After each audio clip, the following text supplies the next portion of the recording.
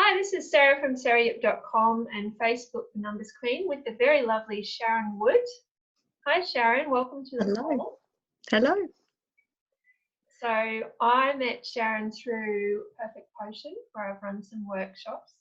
And Sharon, how do you like to introduce yourself and your work? Well, I've worked with Perfect Potion for many years on and off, and in many different roles. So it's a bit of I'm a bit of a mixed bag, but but I'm currently working with Perfect Potion as their education development role. So I'm basically developing all their online content for their new online courses, which is pretty exciting. So Perfect Yeah. Potion specialise in aromatherapy. And They sure do. I've run some workshops there to help people heal any past lives as witches, and about chakra numerology, all kinds of really ancient and yet quite useful stuff for modern times. Now, Sharon, based on the date of birth you gave me privately, we know you're a 28-10-1.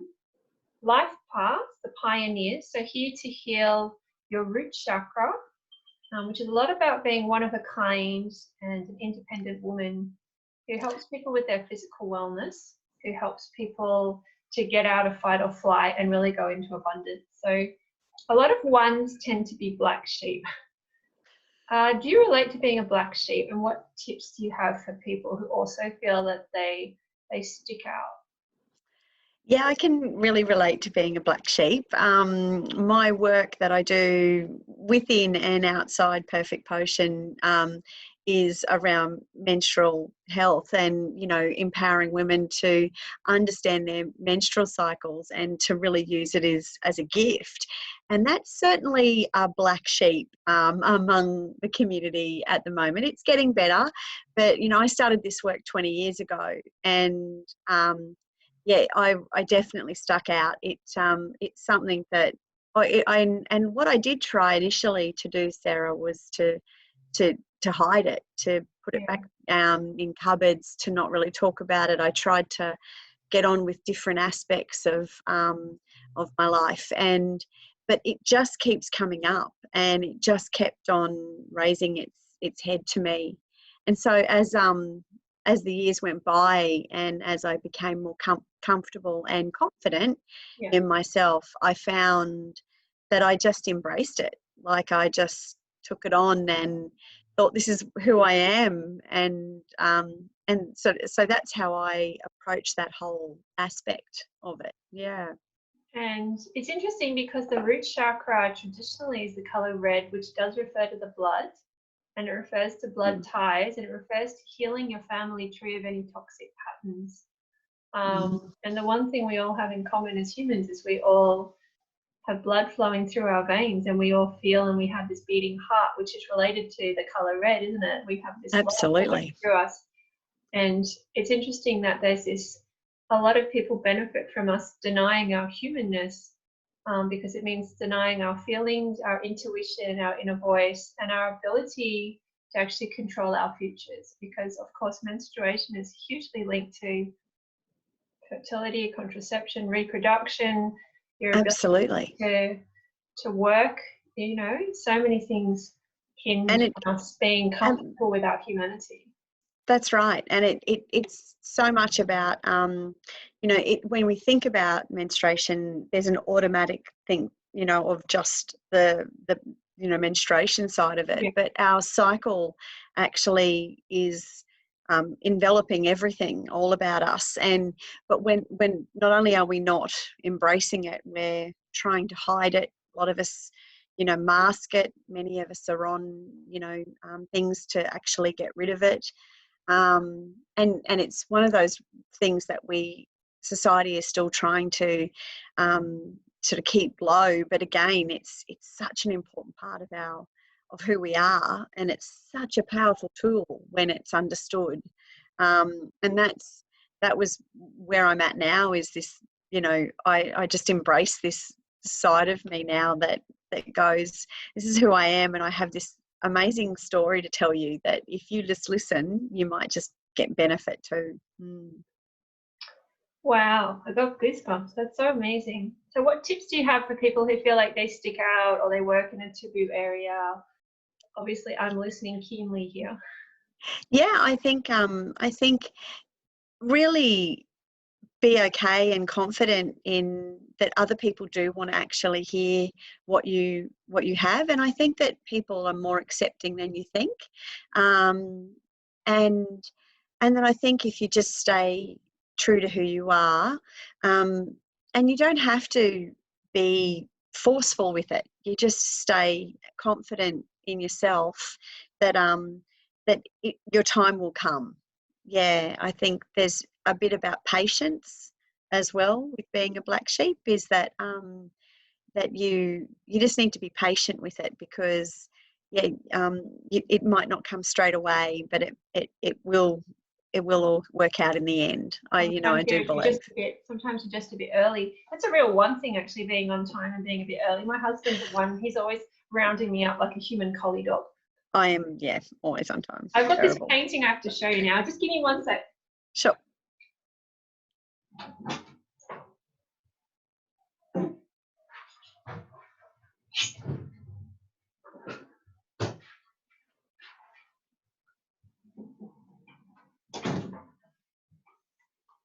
I've actually never shown anyone this, so there you go, world first on.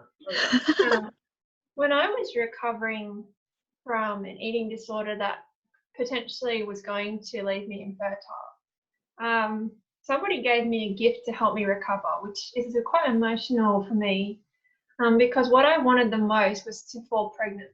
And it was also what I feared the most, and it's one of the reasons I probably kept myself subfertile by not eating enough.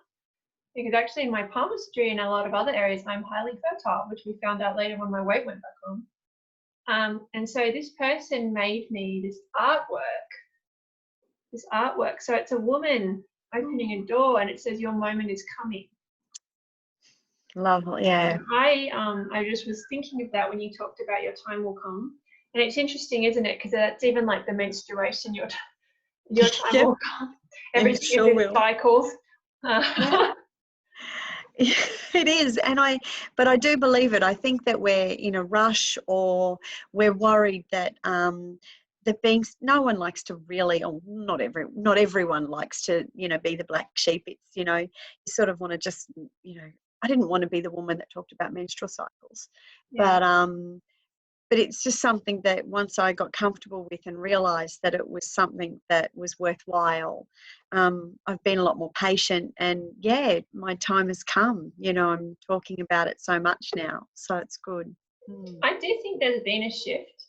For example, people are more aware now that the products you put against your body can really impact you.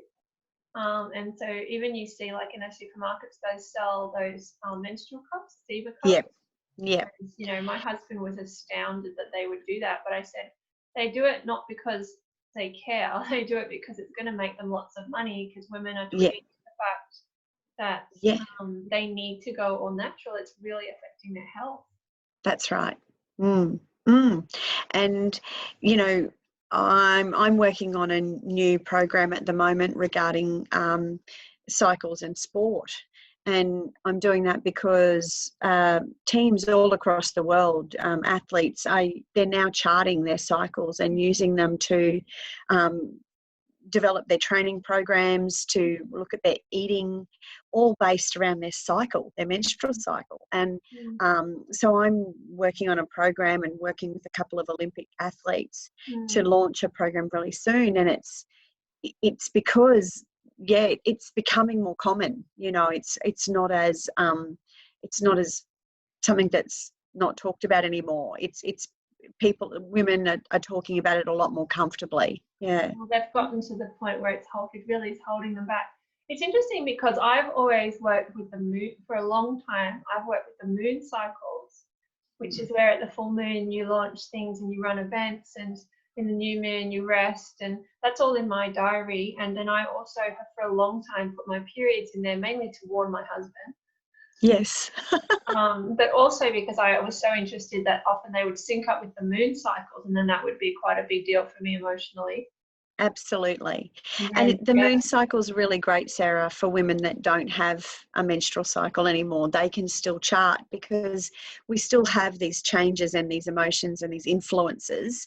And if you use the moon cycle for what you just mentioned, so full moon is sort of around ovulation yeah, and new that is moon very is true. around menstruation. So Ooh. if you keep that in mind, if you don't have a cycle yourself, you can use that as an indicator to where you're feeling and how your cycle's moving.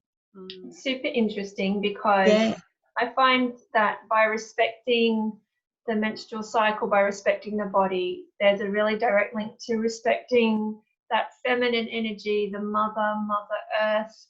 And it's really a way to create a lot of peace within, but also a lot of success, because it's quite obvious that those who work with their cycles go much further in life than those who treat themselves like battery chickens. So when I did my forecast for 2020, I said the 2 looks like almost like a bird, and the 0 is like an egg. It's about hatching your plans, but it's that's also almost like leaving the nest, if the circle was a nest.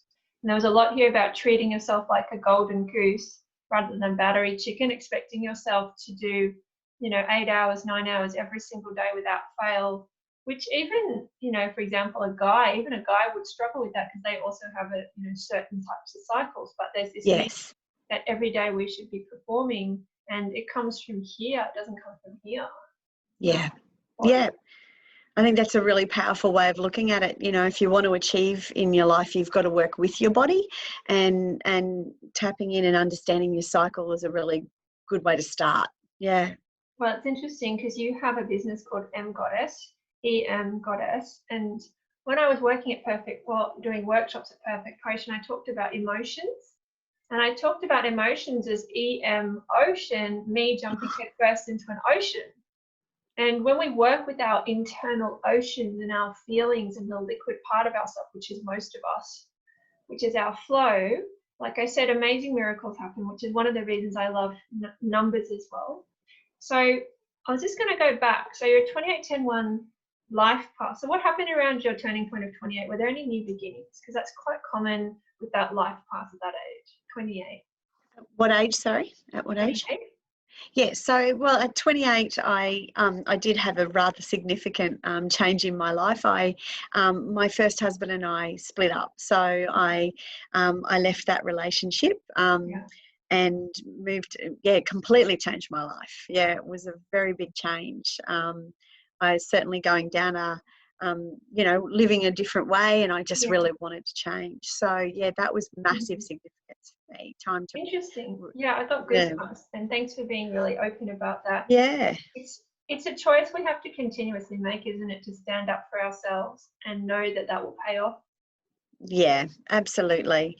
And it's lovely because I know that both of us separately have gone on to, have successful relationships Yeah. now, and he's very happy with a family, and so am I. So I love that. I love that. That ultimately we're happy. Yeah. Yeah, you didn't break each other, basically. It's No. a very compassionate way to live.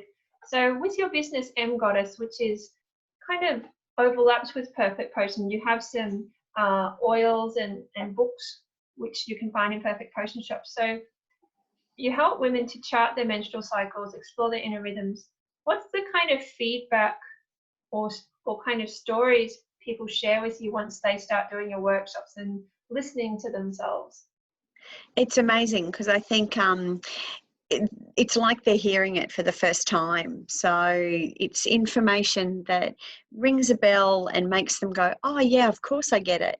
But it's information that they're seriously hearing for the first time. So it opens up an opportunity for them to reconnect and understand. It gives them an understanding of what's happening in their cycle in a rhythm, and then how to work with that moving forward. And I find I work with women from, sporting women to CEOs of companies, and those CEOs, they use it more strategically. So And that's what it's a powerful tool. They see it as a tool. So that's the feedback that I get. I get women that really just want to reconnect again, and I recommend that we handwrite our charts. Yeah. And I love that because it's a time where they can stop and, reconnect and think. Yeah, well, the hand is the end of the heart chakra and the tip of your angel wing. So anything written by hand or made by hand, intrinsically has enormous amounts of love and energy in it. And I love that when, you mentioned that to me once before, and it really made sense to me, Sarah, because when some of my clients just use the apps, they don't have the same results as the women that use the charts. And I totally believe it's this heart connection that they're missing when they're doing it. And the women that do use the charts, which is majority of my clients, they just get fabulous results.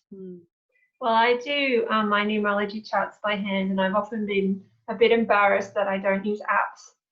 But I find I feel messages when I write, and it takes longer, but I pay more attention. Yeah. And for me, it's extra time well spent. And there's just something so powerful, especially around a woman writing about herself, in history that's really quite rare for a woman to treat her own life as worthy of being recorded. If you look through the annals of history, I know we need to wind up soon, but in my own family, there's a diary of all of the men for about 500 years, and I'm not in that book. Wow. I'm a woman. And when I discovered that, which was around my life path turning point of 29, I was pretty angry. And at the same time, it really helped me to move away from things that weren't helping me, like certain belief systems. I was like, that's really where they're coming from when they tell me to do these things with my life. So that's when I guess I jumped into the numerology and the palmistry and what you'd call the witchy stuff. I love it. It really pushed me, because I went, this is not a system that is going to honor my achievements no matter how good they are. I have to basically start a whole new life and just place a lot of respect, in what I'd learned so far. So yeah, women writers, hey? And you are a women writer. You have a book?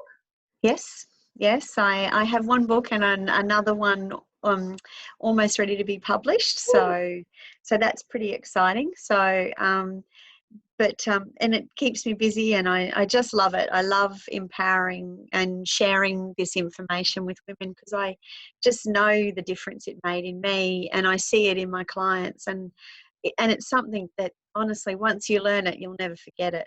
Yeah, you'll use it for the rest of your life. I can feel how passionate you are, and I'm sure that that's the energy of your books and your, all the things that you create. So how can people contact you? How can people contact you or follow your work? So emgoddess.com.au is my my website. I have socials, so you can on Facebook and Instagram, or the products are available, as you mentioned, at Perfect Potion. So the book and the oils are available there.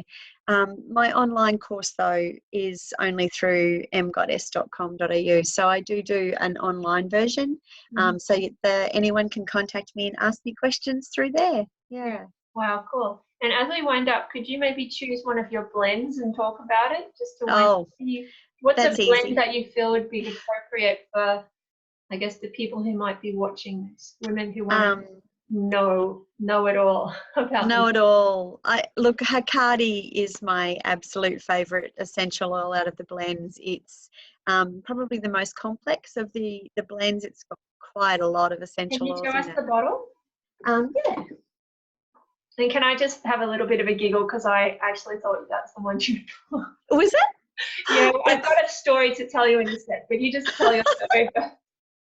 Well, I love it because it is such a complex oil, and that's what I love about it, and yet it's so subtle and beautiful and strong. And what are some of the oils in it? It's got lavender, frankincense, fregonia, chamomile. It's an oil that I wish we could smell. through the internet, but it gives me, it fortifies me. I feel like I have an inner strength by it. It's linked, because each oil is linked to one of the phases. It's linked to the menstruation phase, and it's all about reflection and intuition and strength. So it's definitely my go-to. Yeah. Well, I have a story. So I've been training as a red tent facilitator, and the red tent is traditionally where women would go when they were menstruating.